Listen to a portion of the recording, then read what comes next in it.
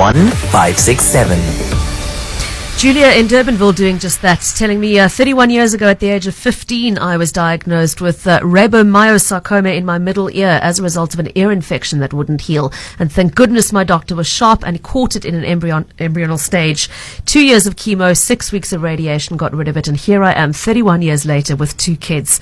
It is super hard to get through chemo, but as a child with good family support, it can be done. And Julia, yes, thank you to you and others. It is so encouraging how many messages we're getting from people saying, I've walked this journey and I'm still on this path and I'm still here to talk about it. It is really encouraging.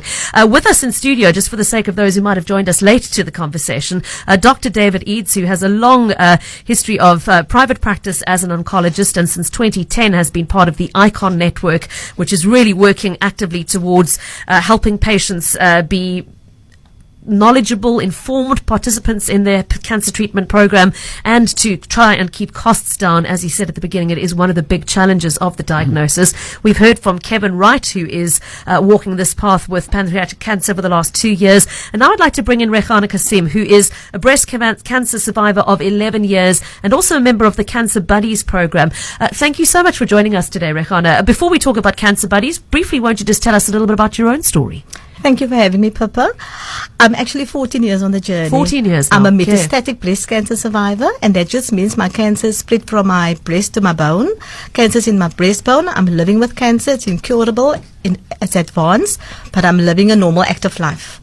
My cancer was diagnosed at age 46. I never thought I was going to make it to 50. Come 50, cancer back in the breastbone. Sure. Then I thought I'll never make it to 60, and last year I turned 60.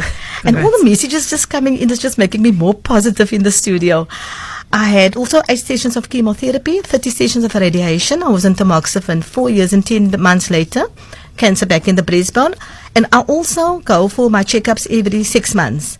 So that is how my cancer gets detected. Also, I had another nodule in the breast. A few years later, I had also a mark on my hip, in my skull. I had a few scares, and I was also told that the cancer's in my jaw. But you know what I do? I preach and I do second opinions. I go for second opinions all the time. And I never blame the doctors because I don't expect them to know everything. I'm a medical aid patient, so I feel very sorry for the state patients who have to sit in queues. Yeah. So for me, I regard that as a blessing. So yes, I've been through the journey. I'm still on the journey. I am still on treatment, but I'm living a normal, active life. It's fantastic. It's absolutely fantastic. One of the reasons we asked you to come in today is particularly to talk about the issue of support. I mean, Kevin's just mentioned the role of family and friends, as well as medical support. The Cancer Buddies program is really there to be that person, what Kevin said about nobody gets it if they haven't been through it themselves. That is absolutely true what you were saying. When I was diagnosed with cancer in 2005, there was no Cancer Buddies. They only started in 2008, and it was started by social worker Linda Greef and Carl Liebenberg, also a survivor.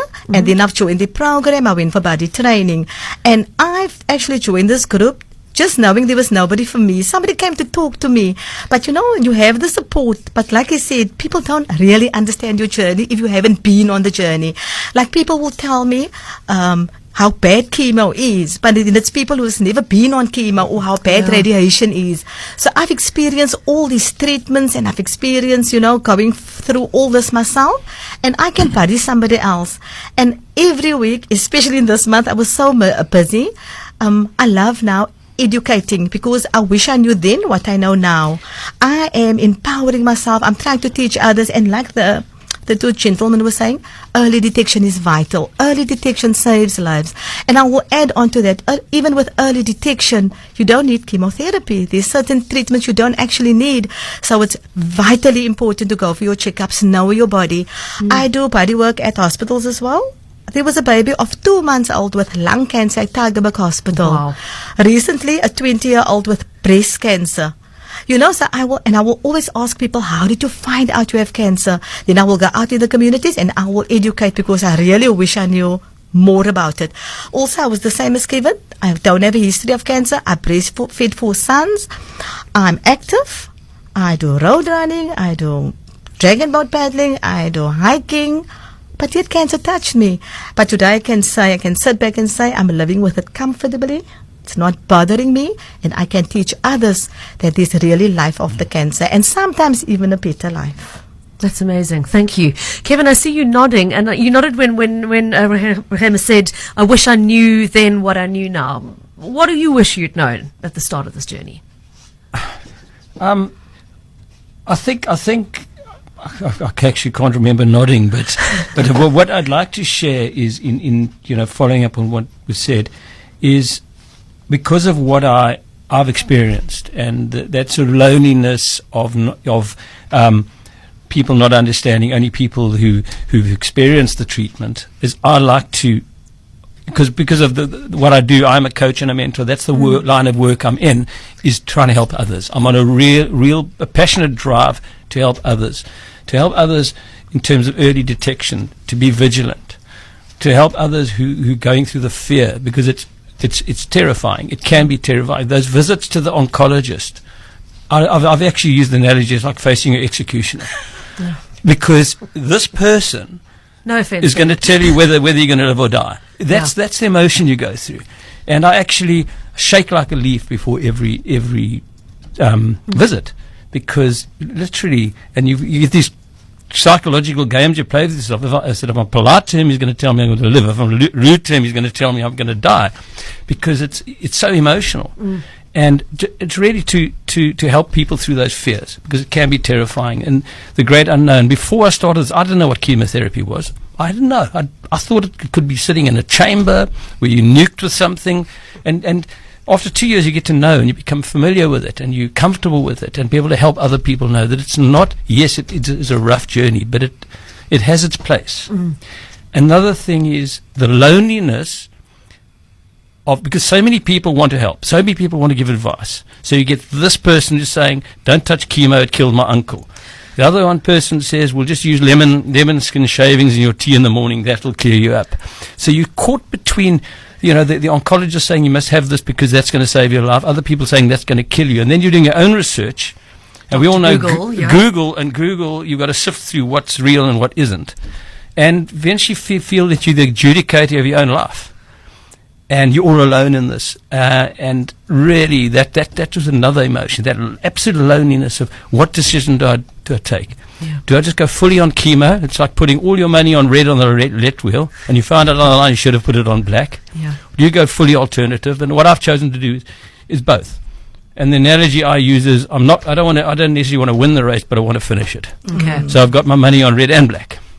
Well, you finished the race on Saturday, so I hope the strategy pays off going forward, Kevin. Clive in Durbanville raises an excellent point on the WhatsApp line, saying when you're talking about support, please don't forget support for the family of the cancer patient as well. Rakane, is that something Cancer Buddies helps with as well, or was your focus very much on the patient? No, it's on the patient and it's on the family, because we talk about both. And, sometimes it's not always about the survivor. The patient, the carer can even become the victim, because the carer can be more serious about, the care that they must take about the survivor. So we actually do it both ways.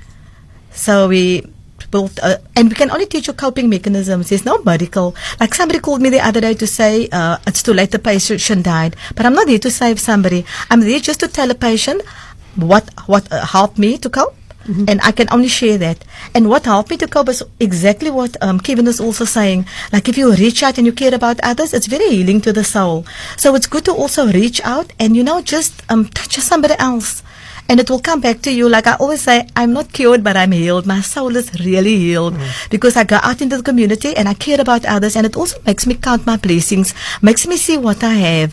So yes, I will visit the patient. I will take a magazine, like or a pamper bag, and that is the way I will just go out and I always tell people, the first thing you do, the patient must give permission, because you can't just rock up there.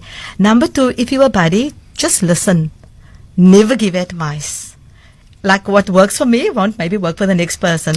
So that is what I'm doing here. So I will listen to you, and if I really don't know what to, not advice to give, what to say, I will refer you to your social worker, because you cannot help everybody. You cannot help the world out there. But I will just be there and listen, and I exactly understand how the journey is. Chemotherapy is not easy. I empower myself. I learn about others. Like recently I learned about vitamin D. I have an oncologist. I love her to bits. But I can have a conversation with her. I can tell her, she doesn't tell me everything, but when I learn about something, I can go back to her and we can talk about it. So whatever she teaches me, I go out into the community and I will give that feedback to somebody else that needs that information. We've got a lot of medical questions coming back, so I do want to give a couple more questions to David, and then we'll wrap up with the two of you around the emotional, psychological aspects towards the end of the conversation as well. David, a lot of people asking questions about immunotherapy. One WhatsApp from someone whose husband is having a melanoma removed from his liver on the 7th of November, having had 2 lesions removed from his lung last December. We have been told that chemo for melanomas doesn't work. Can you tell us what immunotherapy does? Others simply asking, what is immunotherapy? Why isn't it used for all forms of cancer? Can you explain a little bit? So, first of all, it's not completely true that chemotherapy doesn't work, but possibly immunotherapy works better in certain cases. Okay. Immunotherapy is one of the forms of targeted treatments, one of the newer treatments, and the reason it's used in melanoma is that's where the initial clinical trials were done. Okay.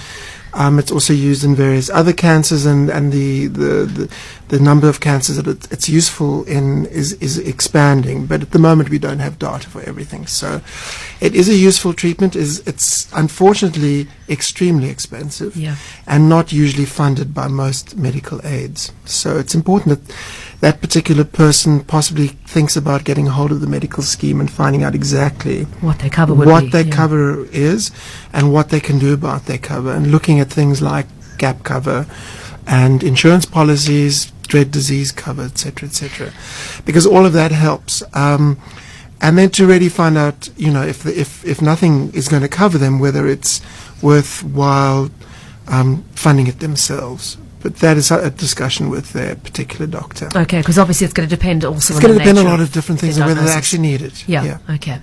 We've got a couple of questions that have come in as voice notes. Let's take a listen to one or two of those. Pippa, question for the oncologists. In about 2009 or 2010, I was one of the researchers on something called the BRIM study, which is immunotherapy for melanoma cancer. And the next year I was diagnosed with malignant melanoma. And this year again, I was diagnosed again with another primary malignant melanoma. My question is to the oncologist, the immunotherapy, why is it not available? Why is it not freely available in South Africa for cancer patients? It's not only safe and effective for patients with melanoma, including melanoma that has spread to the brains and to the liver, but it's also shown efficacy in other types of cancers. Thank you. Okay, so we did that a bit backwards to forwards, because you have effectively answered the question, freely available being the crucial thing there. Yeah, the word free is sadly the crux of the matter. It's over 100,000 Rand a month. That much? Over 100,000 Rand a month. And for how many months would you typically have to be on it? As long as you need it. That's a sobering thought. Okay. I mean, are we talking typically for 6 months, for 12 months, on an ongoing basis? It depends on how it's used, but it can be ready for as long as a piece of string, and that is the problem.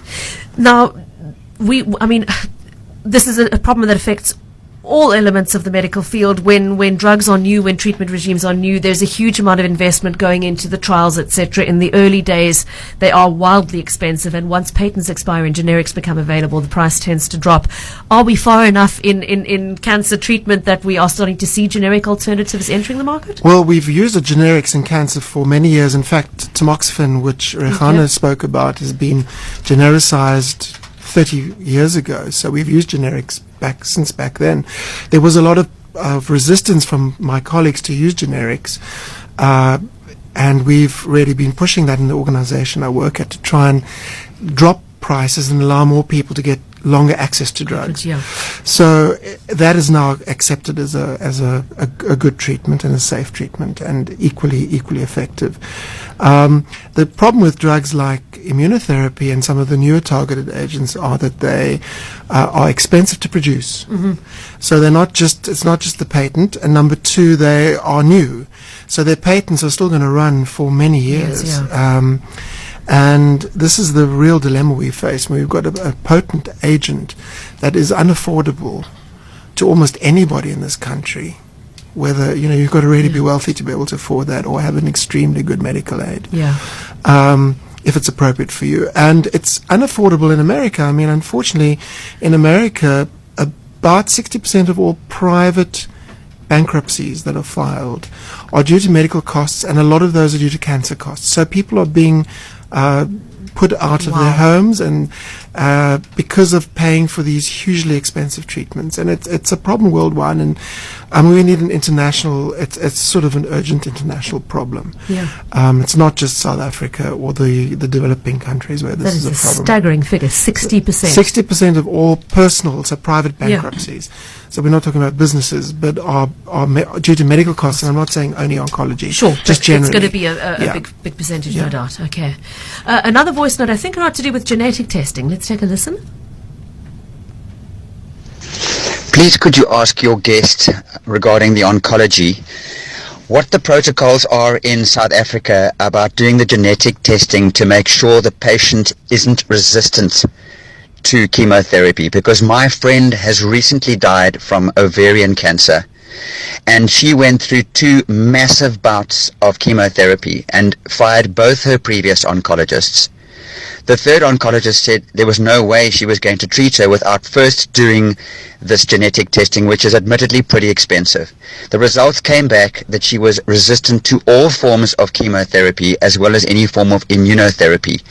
So my question is, should there not be a rule that before any oncology is applied, or any chemotherapy, should I say, is applied, that this genetic testing is done? Otherwise, they're literally just throwing a hand grenade at the patient and hoping that they will kill the cancer in the process. And we all know that oncology is, by orders of magnitude, the biggest revenue source for the medical industry. And I'm a little bit concerned that oncology is used as a matter of course and rather indiscriminately when it has an incredibly low percentage of success rate. Brad, would be interested to hear your answer. Thank you. Okay, David, is Brad right in saying a low percentage of success rate? I think that's not a correct statement. I think a lot of patients, we've got 2 very successful candidates or patients sitting here next to us, and we've heard a couple of stories. So I think there's a higher success rate, but I think Brad has a lot of valid points. Obviously, I pick up that he's sad and unhappy, and I mean, one gets that. Cancer is an ongoing research project around the world. Previously, we literally did use shotgun therapy for everybody. We would use what we had to treat what little we knew. As science has gone on, we know more and more. There are certain genetic tests that are extremely useful in helping us tailor the treatment to the patient and to the cancer. The broad genetic testing that I think he's talking about is not yet fully verified or validated. And although it is being used and costs a fortune, it's about 80 to 100,000 rand to have this test done.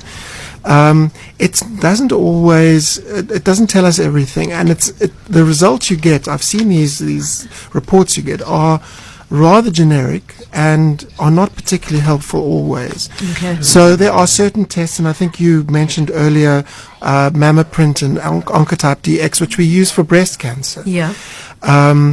Very useful for certain patients who have early breast cancer to decide whether they do need chemotherapy or they don't need chemotherapy. A big decision, because these are women who are going to have 6 months of powerful chemo just to try and prevent the cancer coming back. And we know that quite a high percentage of them, we're not going to benefit them with the treatment.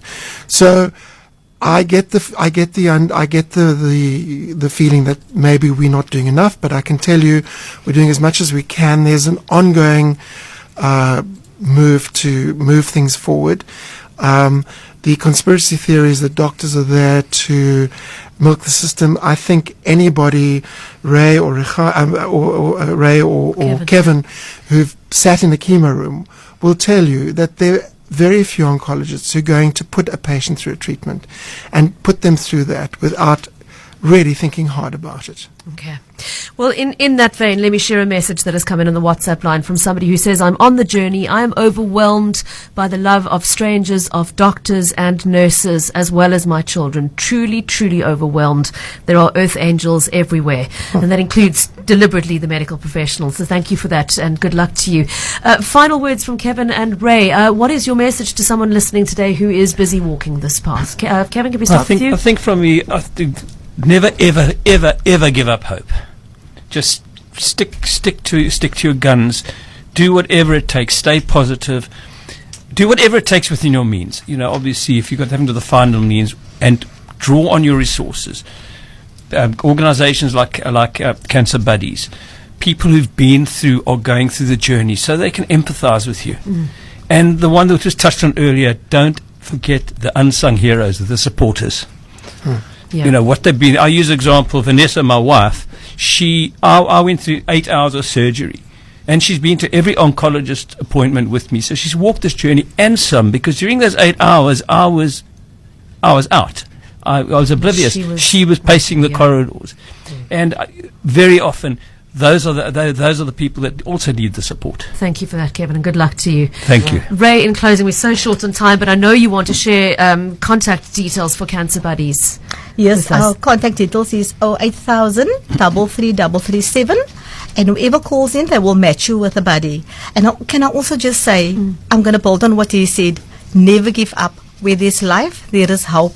And the tragedy of life is not death. The tragedy of life is being alive and not living your life.